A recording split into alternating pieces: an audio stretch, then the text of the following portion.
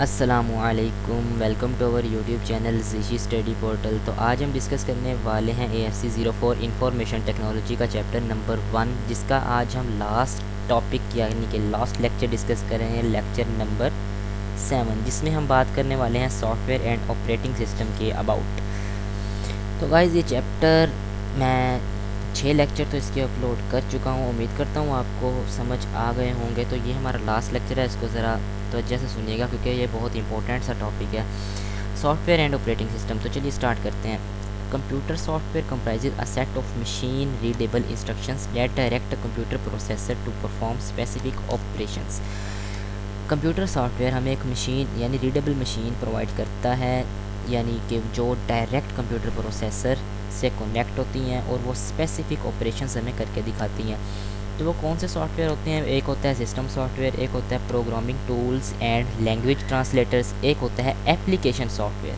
ठीक है, तो ये सॉफ्टवेयर हम इसमें डिस्कस करने वाले हैं। तो सबसे पहले बात कर लेते हैं सिस्टम सॉफ्टवेयर की। There are 3 categories of system software: operating system software, utility software and communication software. तो ऑपरेटिंग सिस्टम सॉफ्टवेयर क्या होता है? एन ऑपरेटिंग सिस्टम सॉफ्टवेयर, जिसे हम OS भी कहते हैं, देखें ये भी याद रखना है, OS बोलते हैं ऑपरेटिंग सिस्टम को। Operating system software is the software that controls the operation of the computer. Computer में जो ऑपरेशंस हो रहे होते हैं, मतलब कि इंफॉर्मेशन एक जगह से दूसरी जगह जा रही होती हैं बसेस के ज़रिए, जिसे हम डाटा बसेस भी कहते हैं या सिस्टम बस भी बोलते हैं। तो उनके ज़रिए जो ऑपरेशन हो रहा है उनको क्या कौन कंट्रोल कर रहा है? ऑपरेटिंग सिस्टम कंट्रोल करता है। Example of operating system include DOS, जिसे डॉस भी बोलते हैं या शॉर्ट उसे बोलते हैं disk operating system, Windows, iOS and Linux. iOS iPhone का ऑपरेटिंग सिस्टम होता है। ठीक है, नेक्स्ट है की features of operating system include. ये जो 5 बुलेट है ना, इनसे MCQs आना है। ठीक है, अभी आपको बता रहा हूँ, इन्हें अच्छे से याद कीजिएगा। क्या कहता है? The OS controls all operations with in the computer itself. Computer के अंदर ही वो जो ऑपरेशंस हो रहे हैं उनको कंट्रोल करता है। The OS controls the operation of all other software such as application software. जो आपने एप्लीकेशंस डाउनलोड की होती हैं, इंस्टॉल की होती हैं, वो उनको भी कंट्रोल कर रहा होता है। नेक्स्ट कहता है the OS controls the operation of all other hardware connected to the computer. Hardware उसके जो साथ साथ कनेक्ट है, लाइक डिस्क आप कोई भी लगा लेते हैं, USB लगाते हैं, कार्ड रीडर वगैरह लगाते हैं, ब्लू ड्राइव होती है, मैग्नेटिक टेप है, तो उनको भी कंट्रोल कर रहा होता है। The operating system provide system security भी प्रोटेक्ट करता है यार हमारे कंप्यूटर को, जो कि सिस्टम को सिक्योरिटी भी प्रोवाइड कर रहा होता है। For example it enables work to be saved and provide safe password protection. ठीक है, पासवर्ड हम से नहीं लग रहा, भूल गए हैं, फॉरगेट पासवर्ड पर क्लिक करके आप न्यू पासवर्ड भी एंटर कर सकते हैं। The operating system also provide the graphical user interface GUI। ठीक है, ये एक टर्म आपने याद रखनी है कि ऑपरेटिंग सिस्टम जो है वो ग्राफिकल यूज़र यानी GUI प्रोवाइड करता है यूज़र और कंप्यूटर के दरमियान। तो नेक्स्ट बात करते हैं कुछ फीचर्स ऑफ ऑपरेटिंग सिस्टम हैं। ये हमें दिए हुए हैं कि डॉस, पहले डॉस यूज़ होता था लेकिन उसने डोमिनेट कर दिया IBM PC को 1981 से 2000 तक, but is now all about invisible to most PCs user due to development of Microsoft Windows. क्योंकि माइक्रोसॉफ्ट विंडोज़ नई से नई आ गई हैं, 2003 थी, फिर 7, 10, अब उससे भी ज़्यादा आ गई हैं। फिर वो कहता है अर्लियर वर्जन थे ना जो, वो DOS था, लेकिन जो आजकल यूज़ होता है, क्योंकि डॉस आजकल बहुत लंबे अरसे से यूज़ नहीं हो रहा, क्योंकि every since the launch of Windows, जब से विंडोज़ 95 यानी 1995 आई है, the majority of user have stop using DOS directly. उन्होंने डॉस को यूज़ करना ही छोड़ दिया है। तो नेक्स्ट हम बात करते हैं कुछ यूटिलिटी सॉफ्टवेयर। ये ज़रा थ्योरी लिखी हुई है, खुद पढ़ लीजिएगा। मेन फ्रेम सुपर कंप्यूटर वगैरह हैं, इनको आप देख लीजिएगा, यहाँ से MCQs बन जाता है। नेक्स्ट है यूटिलिटी सॉफ्टवेयर। क्या होते हैं? Utility software perform a variety of functions on the computer such as copying files, file को कॉपी करते हैं, सॉर्टिंग डाटा को सॉर्ट करते हैं यानी अरेंज करते हैं on files, and checking for viruses. आपके कंप्यूटर में वायरस आ जाए तो उसे यूटिलिटी सॉफ्टवेयर ही ढूंढ के लाता है। ठीक है, ये एक सिस्टम सॉफ्टवेयर भी हो सकता है या एप्लीकेशन सॉफ्टवेयर भी हो सकता है। फिर हम बात करते हैं कम्युनिकेशन सॉफ्टवेयर। कम्युनिकेशन सॉफ्टवेयर का मतलब इसके टॉपिक से ही वाज़ेह हो रहा है, कम्युनिकेशन यानी कम्युनिकेट करना। Communication software control the transmission of data, data को ट्रांसमिट करता है एक जगह से दूसरी जगह। within a computer network, making it possible to send and receive data over media such as telephone lines and fiber optic cables। ठीक है।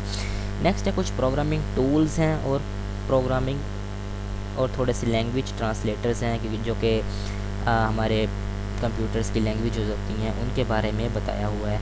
तो उसमें हम बात कर लेते हैं एप्लीकेशन सॉफ्टवेयर को। उसकी दो टाइप्स हैं, of the shelf software. Of the shelf software क्या होता है? ऑफ द शेल्फ सॉफ्टवेयर होता है जिसे हम बोलते हैं रेडीमेड सॉफ्टवेयर, कि मतलब जो कि खुद हमें मतलब खुद मिल जाए, बना बनाया हुआ मिल जाए, बना हुआ पड़ा है जी उठा के लो। जिस तरह से अब सेलिब्रिटी सूट सिलवाते तो नहीं हैं अपने, वो महल वगैरह में जाते हैं, वहाँ से जाके बने बनाए सूट ले लेते हैं। या आप पैंट शर्ट्स खुद तो नहीं सीते, ठीक है ना, जिन्हें रेडीमेड्स गारमेंट्स कहते हैं, वो खुद आप बने बनाए आपको मिल जाती हैं सब चीज़ें।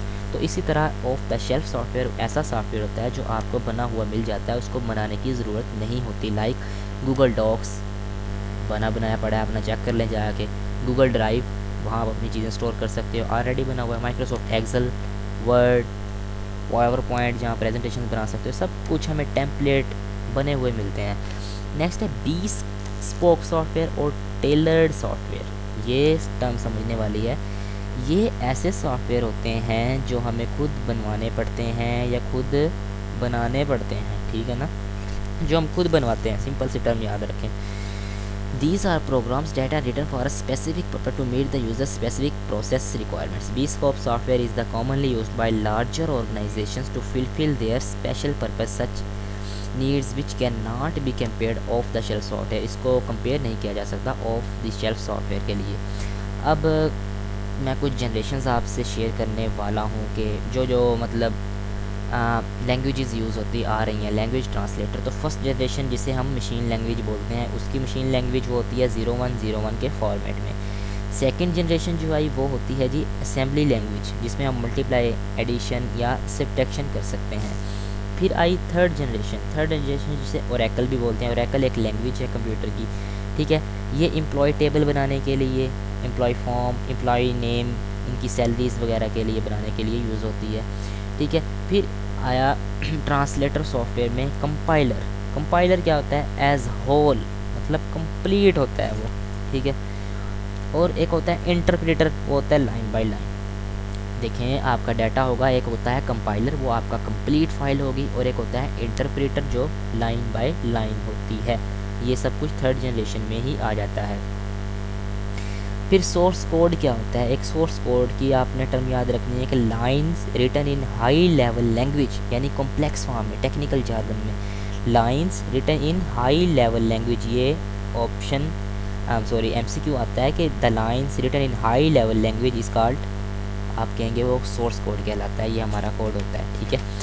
नेक्स्ट कुछ हैं जी की ऑपरेटिंग कमांड्स हैं।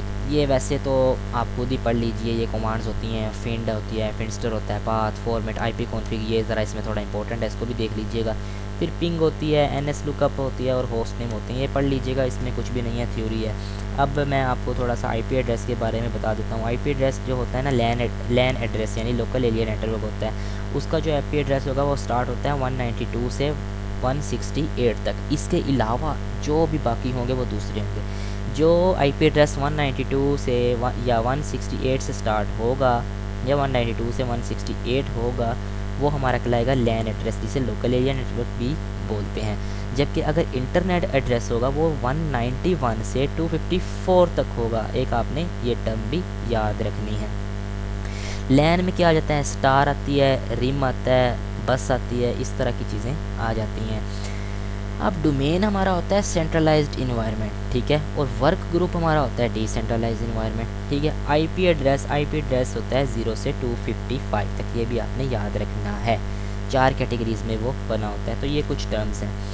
तो गाइज़ यहाँ पे हमारा चैप्टर कंप्लीट होता है। उम्मीद करता हूँ आपको कंप्लीट चैप्टर समझ आ गया होगा।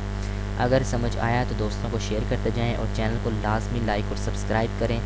आप मुझे फेसबुक पेजेस पे भी फॉलो कर सकते हैं। मेरा व्हाट्सएप नंबर भी मौजूद है 030892914745, ठीक है। 0308 92 91 745, ये मेरा व्हाट्सएप नंबर है। आप मुझे किसी भी तरह की कोई भी मसला हो आप मुझसे शेयर कर सकते हो। इंशाल्लाह मैं ज़रूर मदद करूँगा। चैनल को सब्सक्राइब करते जाएँ। शुक्रिया, अल्लाह हाफिज़।